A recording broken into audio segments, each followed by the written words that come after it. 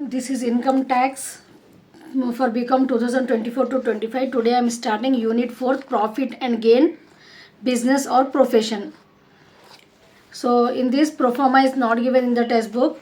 What you have to do, page number D15, one illustration is there, no, according to that we have to do. तो इसमें क्या करना रहता है आपको, यूनिट 4 में profits and gains of business और प्रोफेशन चैप्टर में आपको एक already profit and loss account दे देते, ठीक है। अब जो फर्स्ट ईयर में अपने को प्रॉफिट एंड लॉस रहता था ना फाइनल अकाउंट्स में, सेम वैसा एक प्रॉफिट एंड लॉस अकाउंट रहता आपको, एडजस्टमेंट्स रहते। ये प्रॉफिट एंड लॉस एडजस्टमेंट्स को लेते हुए अपने को एक जो है सो इनकम फ्रॉम बिजनेस एक स्टेटमेंट बनाने का रहता। वो स्टेटमेंट में अपने को नेट प्रॉफिट जो क्वेश्चन में देते हैं उससे प्रॉब्लम को स्टार्ट करना। You have to start the problem with the net profit, ठीक है।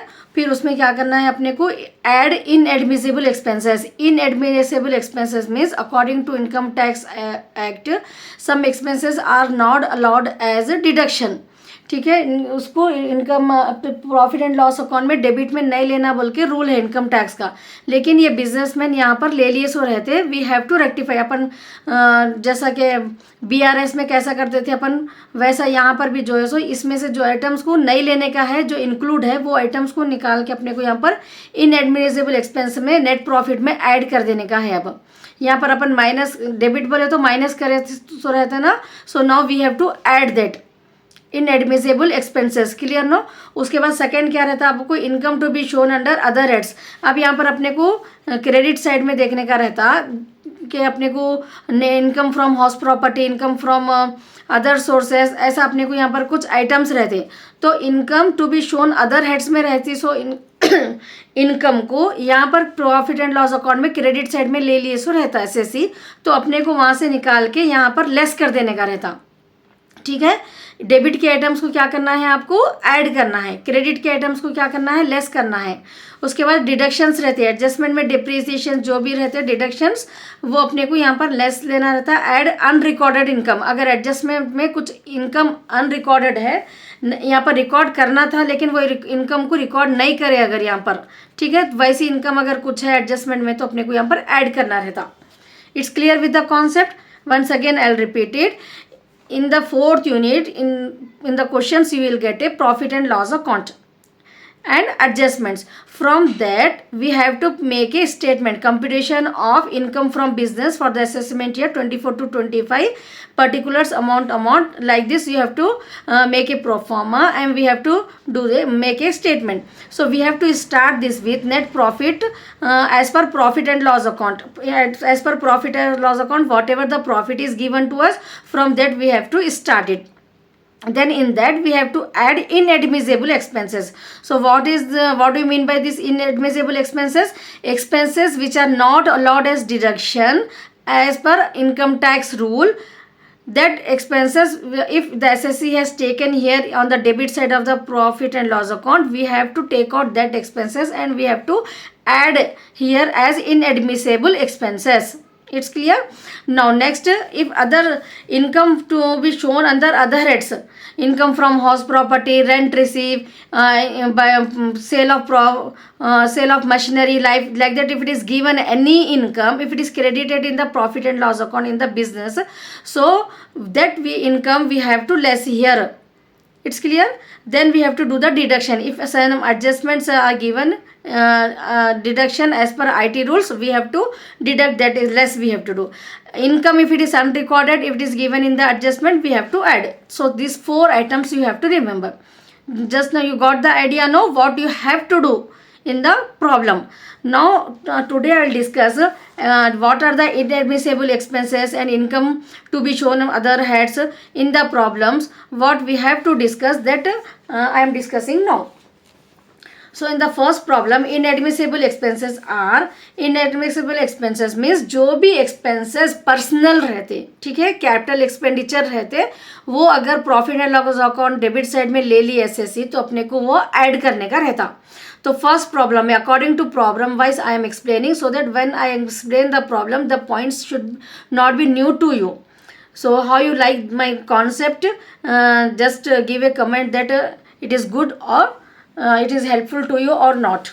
So profit and gains of business or profession, we are starting this. So inadmissible in the first problem, proprietor salary. Salary, if only salary if it is given, it is a it is allowed as deduction, but proprietor salary is a personal salary, no, so it is inadmissible expenses, we have to add it. Interest on personal loan, income tax. Income tax is a personal, it is not related to the business, so income tax also inadmissible expense. Drawings, repairs to building, rented building, inadmissible. If rent is paying and repairs is given for that, then only we have to take it as inadmissible expenses. If own building repairs it is given, it is a revenue expenditure, we should not take in the inadmissible expenses. It's clear. Proprietor salary, interest on personal loan, income tax, drawing, repairs to building दिए अगर तो अपने को inadmissible expenses में लेने का है. ठीक है, नेट प्रॉफिट में ऐड करना है ये. अगर ओल्ड बिल्डिंग के रिपेयर्स रहे तो अपने को नए लेने का रहता. Provision for doubtful debts inadmissible expense में लेना है. Income chargeable under other heads, interest on bank deposit. Interest on bank deposit क्या है, अदर मतलब अदर इनकम है उनकी, वो बिजनेस से रिलेटेड नहीं है. पर्सनल उन्होंने कुछ अमाउंट उनके पास था, डिपॉजिट करे, उसके ऊपर इंटरेस्ट आ रहा उनको, तो it is related with his personal income. So business में वो नहीं लाना. That's why we have to minus. Income chargeable under other heads में आना था, वो income from bank income from other sources में आता है, इसलिए अपन यहाँ पर उसको माइनस कर देने का है. Deduction allowed as per IT rules. Depreciation on capital expenditure 10% रहता. ठीक है, capital expenditure depreciation 10%. Loss due to negligence of an employee, ये भी अलाउ है as per IT rules. If it is given in the adjustment we have to take, deduction में लेना है अपने को, लेस करना है ये. Loss due to negligence of an employee. Now in problem number 2 you have inadmissible expenses are rent.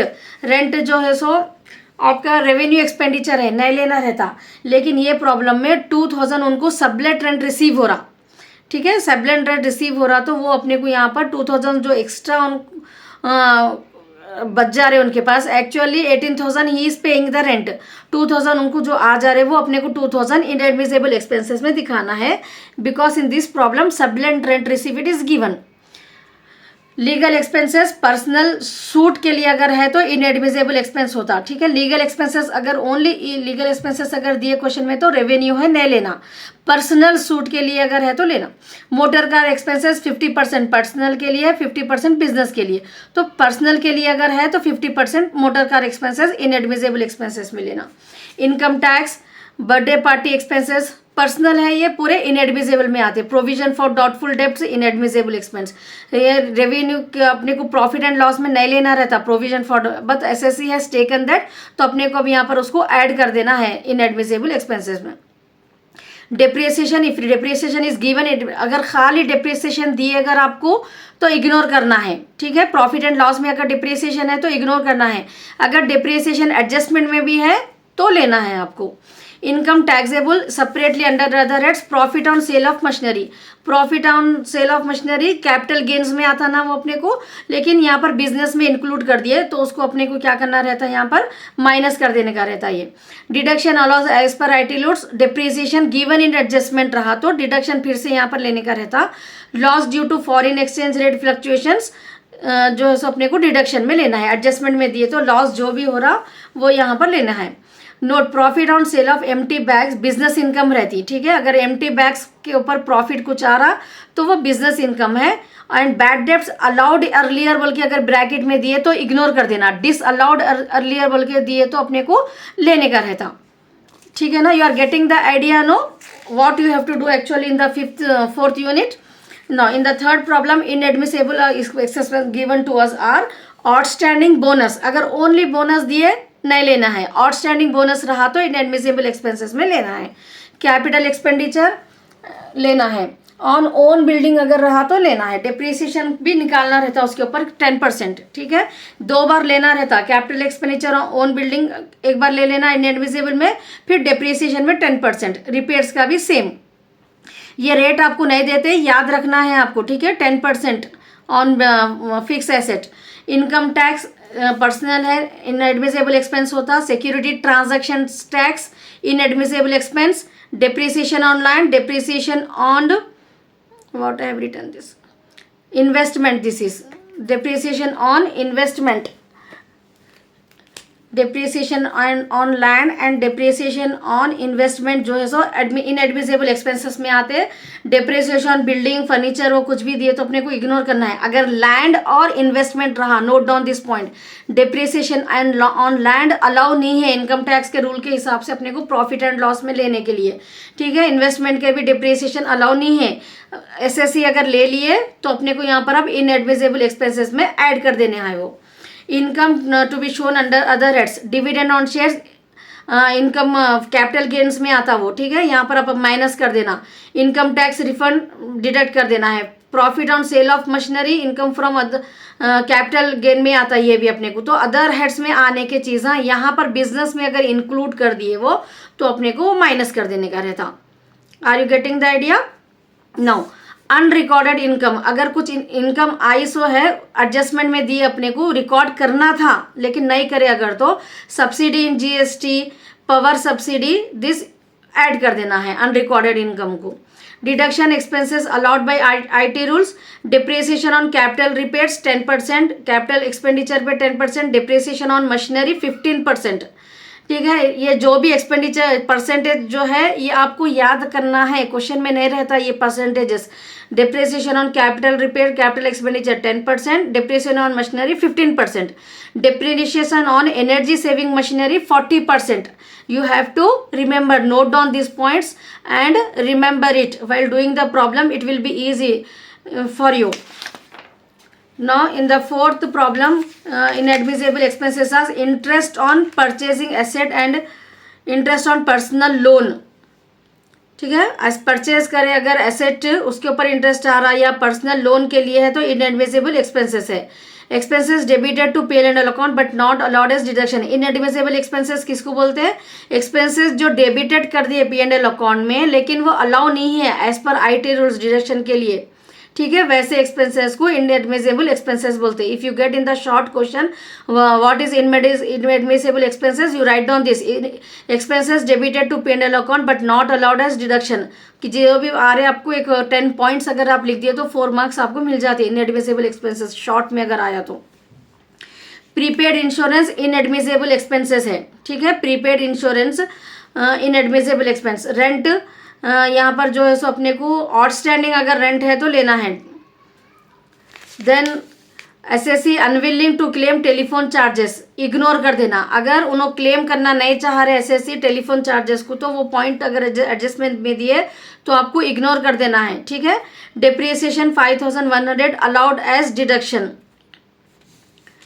Cell unrecorded 50,000 आपको adjustments में आता। Sale unrecorded 50,000। अब प्रॉफिट कितना है? अगर अर्लियर ग्रॉस प्रॉफिट 20% इग्नोर कर देना है।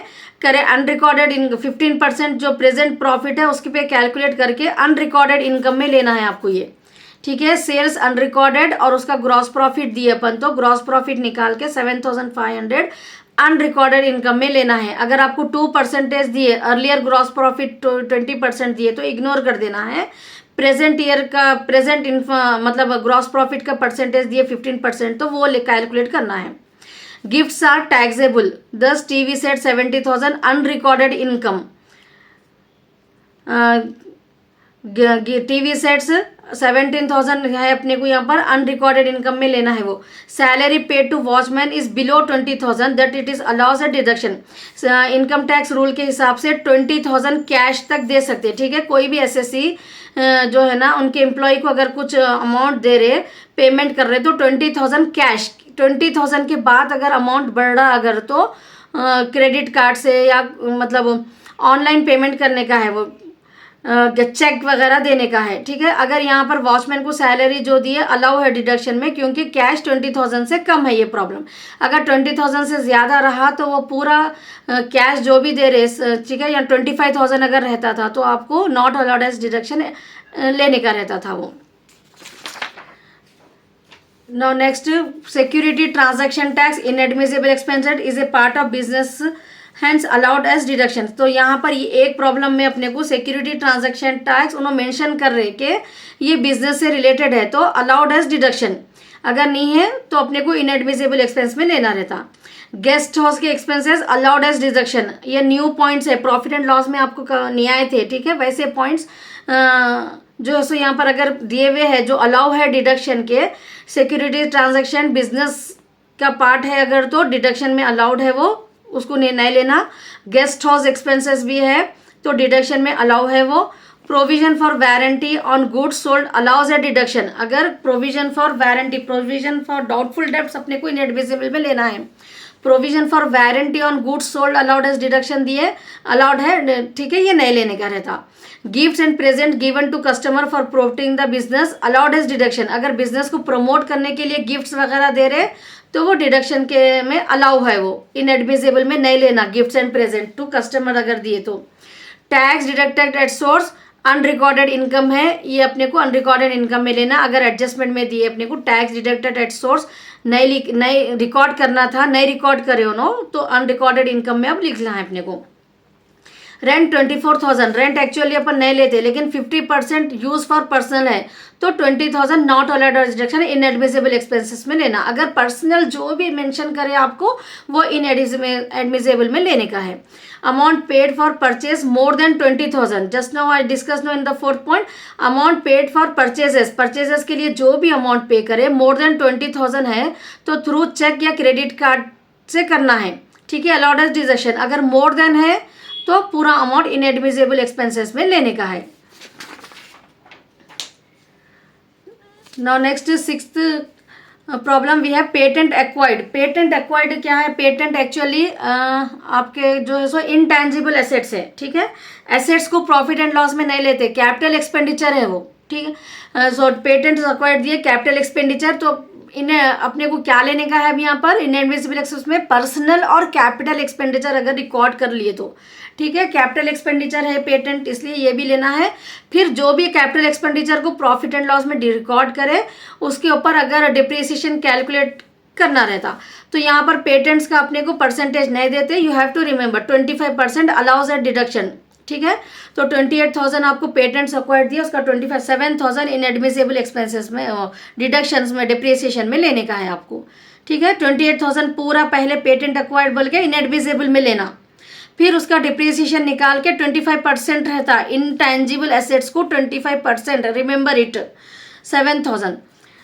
कंप्यूटर हार्डवेयर, कंप्यूटर सॉफ्टवेयर, ये भी क्या है? कैपिटल एक्सपेंडिचर है ये, ठीक है। कैपिटल एक्सपेंडिचर है तो इनएडमिसिबल एक्सपेंसेस में लेना। And computer hardware, computer software को 40% इन डिप्रिसिएशन रहता। Whatever I am telling the depreciation you note down, you have to remember, it will not be given you in the question, you have to remember that. So while doing the problems it should not be look new to you, that's why I am discussing this all the points today. So depreciation hardware software के लिए 40% allowed है as per IT rules, it's clear no. Printer of the computer, ये भी capital expenditure है, इसके लिए 15% depreciation allow है। 12,000 पहले का इनएडमिसिबल एक्सपेंसेस में ले लेना, फिर 15% डिप्रिसिएशन निकाल के 18,000 डिडक्शंस में लेना। Contribution to scientific research, Delhi university, कोई भी यूनिवर्सिटी को अगर रिसर्च के लिए दे रहे, कंट्रीब्यूशन कर रहे हैं तो अलाउ है डिडक्शन, ठीक है। एपेंडिक्स ट्रेनिंग एक्सपेंसेस अलाउड है डिडक्शन, ये न्यू वर्ड्स है इसलिए that's why I am discussing with you. Appendix training के एक्सपेंसेस है, डिडक्शन के लिए अलाउ है। Compensation receive from an employ के पास से अगर कुछ कॉम्पेंसेशन रिसीव हो रहा है वो बिजनेस इनकम है, ठीक है, अपने को नहीं लेना है वो कुछ भी। एडवर्टाइजमेंट और neon board, advertisement actually revenue expenditure है, नहीं लेते अपन, लेकिन एडवर्टाइजमेंट और नियॉन साइन बोर्ड अगर गिवन है क्वेश्चन में तो वो एक कैपिटल एक्सपेंडिचर है वो। Advertisement on neon sign board capital expenditure है, इसको भी सेम आपको पहले जो सो इनएडमिसिबल एक्सपेंसेस में 1,500 लेना। फर्नीचर का 10% रहता depreciation, what ever I am telling the rates you note down, for furniture 10% it is, फिर उसको डिडक्शन में लेना 150। Legal expenses included purchase of land, legal expenses actually नहीं लेते अपन, लेकिन एडजस्टमेंट में दिए कि वो परचेज ऑफ लैंड के लिए है तो इनएडमिसिबल एक्सपेंसेस में ले लेना वो। Repairs to 15% inadmissible expenses, let out building के लिए रिपेयर्स है 50% अपने को लेना है, 1,000 है तो 500। Loan with the interest ignore, under statement of investment 80,000, income ये नहीं लिखी इन्वेस्टमेंट की, now we have to add it. Expenses to supplier loss जो भी होता डिडक्शंस में लेना है वो। It's clear now. So total 18 problems we have in the fourth unit. So 6 problems, whatever the important concept points I have discussed with you. So note down these points. Then I'll discuss